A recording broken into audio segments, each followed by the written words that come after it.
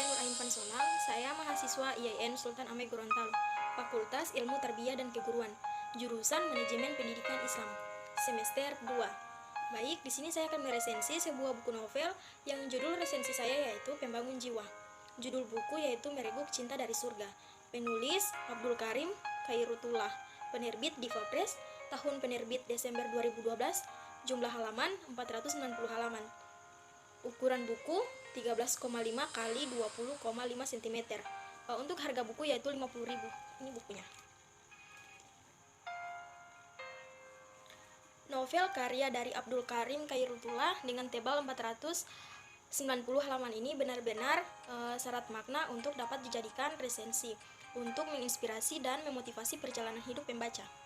Novel ini belum dilabelkan bestseller. Novel ini bertaburan nilai-nilai moral religius. Kehadiran novel ini membuat kita semakin yakin bahwa perjalanan sejatinya selalu mempertemukan manusia dengan berbagai kebaikan. Abdul Karim Khairutullah lahir di Bukit Tinggi, Sumatera Barat pada tanggal 3 April 1985. Ia memulai pendidikan di SDN 18 Guruan Panjang. Setelah itu, melanjutkan ke MTS Negeri 1 Model Gulai Bancah, Bukit Tinggi. Setelah tamat pada tahun 2001, ia melanjutkan ke MAKN atau yang dulu bernama MAPK di Kota Baru, Padang Panjang, dan lulus pada tahun 2004.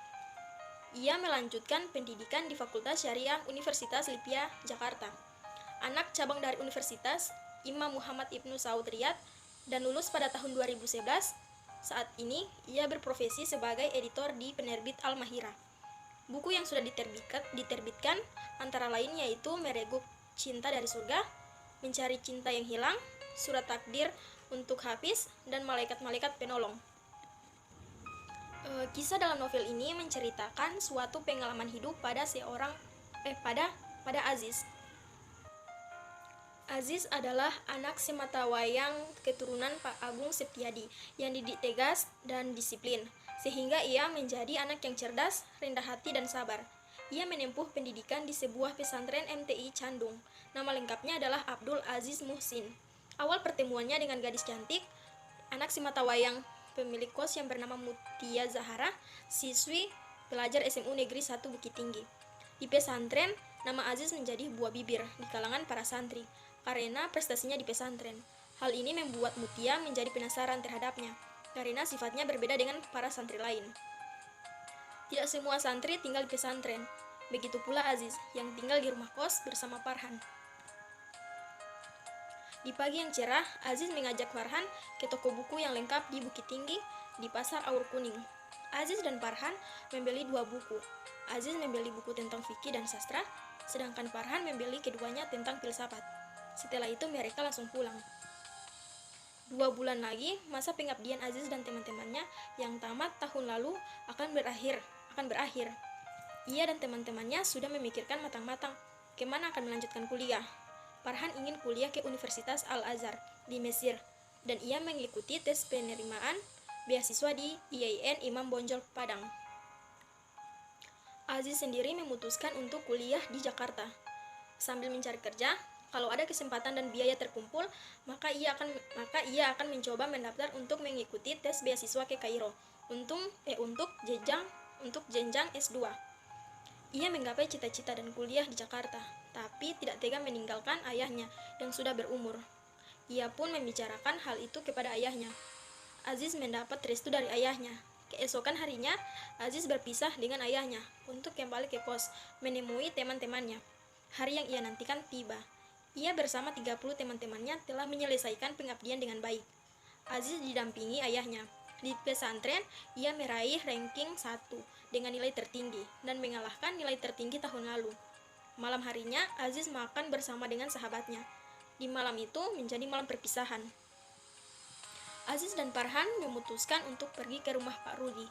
Sesampainya di rumah Pak Rudi, ternyata keluarganya akan pergi ke pantai untuk refreshing. Mereka pun diajak Pak Rudi untuk ikut jalan-jalan.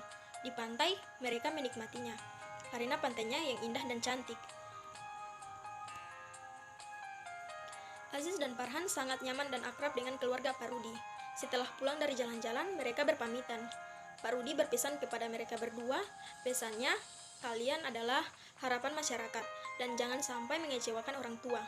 Aziz dan Farhan berpisah dengan keluarga Pak Rudi. Hari pun tiba, Aziz berangkat ke Jakarta, tanpa disadarinya bahwa hari itu merupakan hari terakhir bertemu ayahnya. Aziz sampai di terminal Pulau Gadung pukul 12 malam. Sesampainya di sana, ia tidak langsung mencari alamat saudaranya. Ia mencari masjid yang terdekat untuk melepas lelah. Ternyata dalam perjalanannya ke masjid, ia dirampok. Semua barang berharga yang ia miliki diambil. Ia mencari pekerjaan untuk ongkos mencari alamat saudaranya di Pasar Minggu. Setelah Aziz bertanya ke sana-sini, akhirnya ia sampai di Pasar Minggu. Ia bertahan di sana demi untuk menemukan saudaranya. Pada suatu malam, ia melihat perampok yang merampok wanita. Ia pun menolongnya, dan ia beristirahat di sebuah masjid.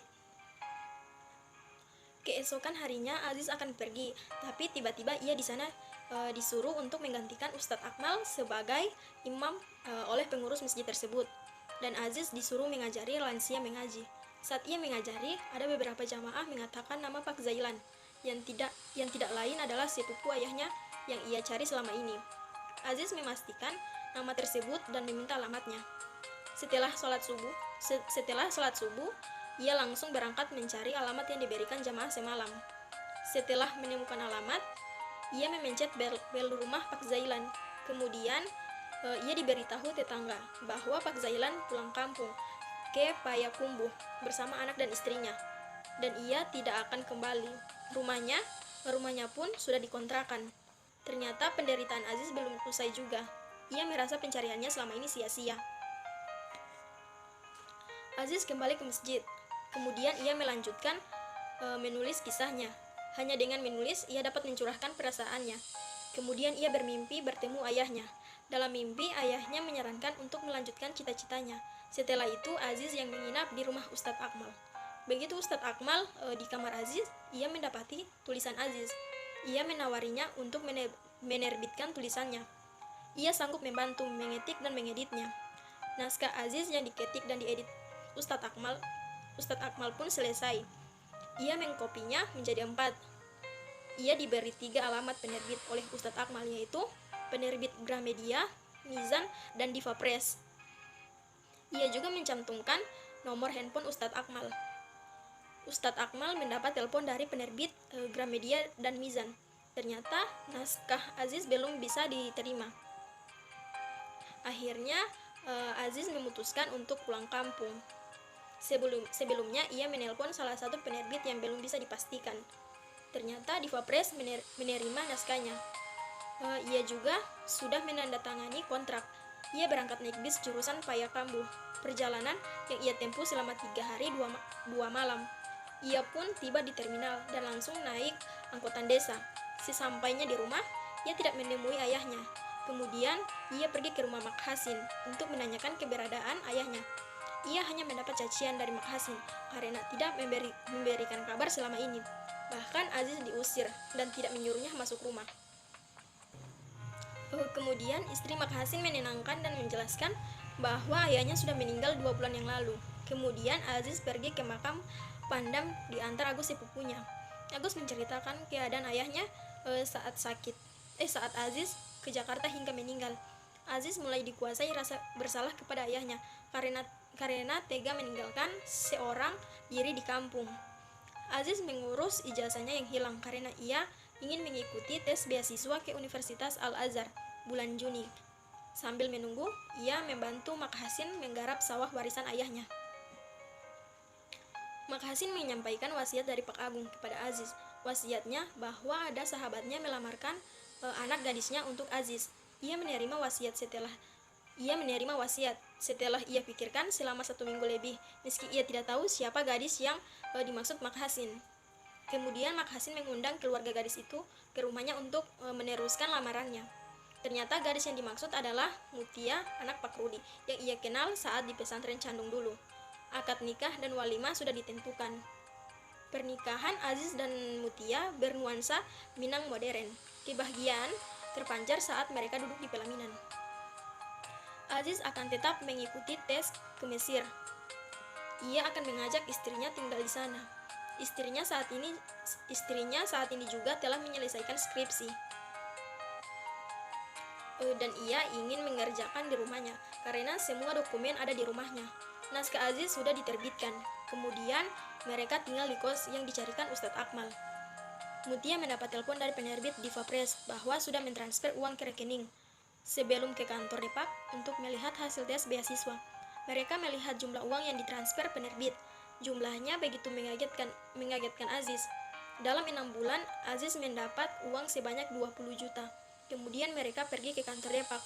Namun, harapan dan cita-cita musnah karena ia tidak diterima mengikuti tes beasiswa ke Mesir. Tiba-tiba ada seorang wanita memanggilnya. Ternyata Bu Zulfa, yang ditolong saat dirampok pada tahun lalu. Ia ingin membalas budi kepada Aziz untuk memasukkan namanya ke daftar calon mahasiswa ke Mesir. Namun, Aziz menolaknya karena itu tidak murni dari hasil tes yang dijalaninya. Kemudian Bu Zulfa menawarkan untuk tes ulang. Aziz pun menyetujuinya. Keesokan harinya, Aziz dan Mutia pergi ke rumah Ustadz Akmal untuk bersilaturahmi sekaligus mengucapkan banyak terima kasih atas semua bantuan nasihatnya. Lalu mereka pergi bulan madu ke Ancol. Aziz terlena dalam lautan kata-kata. Ia mendapat telepon dari Bu Zulfa bahwa ia lulus mengikuti tes beasiswa ke Al-Azhar. Kelebihan dari novel ini merupakan salah satu novel pembangun jiwa yang penuh akan makna.